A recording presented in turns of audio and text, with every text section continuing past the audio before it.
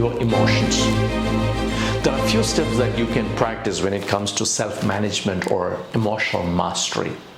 Step one is always about identifying what you're feeling. As I said earlier, you need to name an emotion before you tame it. So, what emotion are you going through? Do you really feel angry, or is it something else that is bothering you? You need to get clarity on the emotion and question your emotion. Is this real emotion, or is it something else that I'm feeling? You see, emotions are layered. It's like an iceberg. There's always something that's hidden behind an emotion. For example, most people who feel angry are actually hurt deep inside, so that they're angry because there is something unjust or something bad that has happened to them, and you feel raged about it. You need to get to the root of that emotion. That's the key here. Step two, acknowledge your emotions. Don't deny it. Don't suppress it. Don't ignore it. Appreciate it. An emotion is here for a reason. Acknowledge that you have it. You need to acknowledge your emotions. You having it, not others having it. So in step one, you identify your emotion, and step two, you acknowledge it. You don't judge it. You don't categorize it as good or bad. You own it. This is your emotion and you're feeling it. That is step two. Acknowledge your emotions. Step three, find the hidden message in that emotion. What is this emotion trying to tell me? What am I angry about? What am I sad about? What do I feel jealous about this person? Be thankful for all those emotions, because those emotions are guiding you and giving you a secret message. Messages that can help you to grow. Your mind is trying to tell you something. So take the opportunity to make that inner connection with yourself. Emotions are the language of your subconscious mind. So listen to those messages. Engage in an inner dialogue and reflection to find out what that emotions are actually trying to tell you. What action signals are you getting? What's that message telling you to change within yourself? Because every hidden message is about making personal changes. You feel certain things in a certain way, and if you continue to feel the same unpleasant emotion, it means that you need to make some serious changes in your life. For example, frustration is the boiling point to make some serious changes in your life. And frustrations keep coming up until you decide to change and do something about it. So you keep feeling that same emotion again and again because your body, your mind wants you to take some action. Step four, take that actionable message and get to work. Emotions are action signals. You feel something because you need to do something. And if you are not going to do something, the same emotions will keep repeating and revisiting you from time to time. If you cannot master your emotions, then you will feel that discomfort. You feel that hesitation and even unwillingness to try new things. It is best to start now. It doesn't matter the age. You can improve yourself and develop your emotional intelligence. So take the actionable message in your emotion and get to work.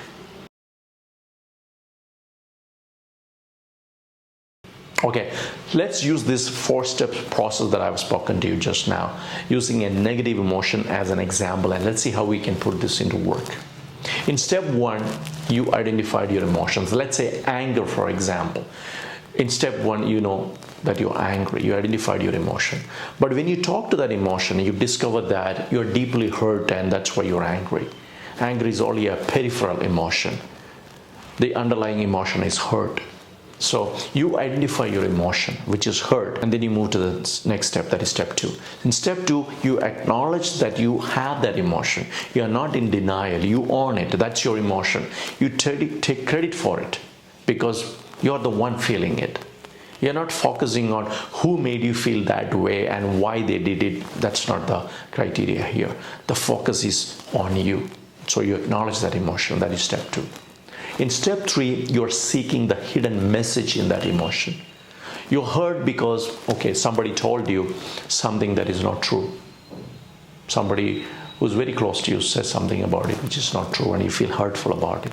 But now, when you make that analysis, you will think, what made them think like that? Or do I send ideas to people to think about me like that? The message is telling you to make some changes about you, how I should relate to those people who hurt me. Should I take their opinions into account, or is there any truth in what they say? Should I take it as a feedback, or should I ignore it because they don't know me? Why should I feel hurt on somebody else's opinion? So you come to a resolution at this step so that you can take action, which is the final step. Step 4 is about taking action. It could be a decision to make some serious changes in your life. It could be changes in the way you process a stimulus and the way you are going to respond to it differently. Maybe to a different way that you're going to handle those provocations. It could be the ways you decide to respond instead of reacting. So in this case, you decide that no one can hurt you without your permission. You come to a resolution. You're finding a resolution with your anger and hurt. You decide to be strong. That's a personal change that you want to make.